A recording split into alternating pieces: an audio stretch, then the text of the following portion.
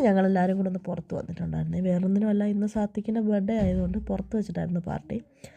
അങ്ങനെ ഞങ്ങൾ എല്ലാവർക്കും ഒത്തുകൂടാൻ പറ്റിയൊരു ദിവസമായിരുന്നു. കാരണം ഇങ്ങനെ എന്തെങ്കിലുമൊക്കെ ഉണ്ടാവണം ഈ പട്ടാള ജീവിതത്തിൽ, എല്ലാവർക്കും ഒരുമിച്ച് കൂടാൻ. കാരണം രാവിലെ എല്ലാവർക്കും ഡ്യൂട്ടി കാര്യങ്ങൾ, ഓരോരുത്തർക്കും ഓരോ സമയത്തായിരിക്കാം, പല പല തിരക്കുകളായിരിക്കാം.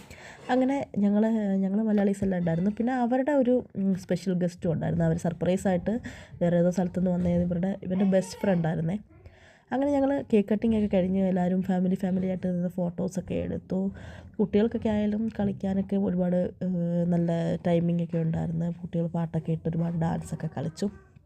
പിന്നെ നേരെ ഫുഡ് കഴിക്കായിരുന്നു. കാരണം പെട്ടെന്ന് തന്നെ പുറത്ത് ആയതുകൊണ്ട് തന്നെ നമുക്ക് പെട്ടെന്ന് തന്നെ തിരിച്ച് അകത്ത് കയറേണ്ട ആവശ്യമുണ്ടായിരുന്നു. അങ്ങനെ അടിപൊളി ഫുഡൊക്കെ ആയിരുന്നു.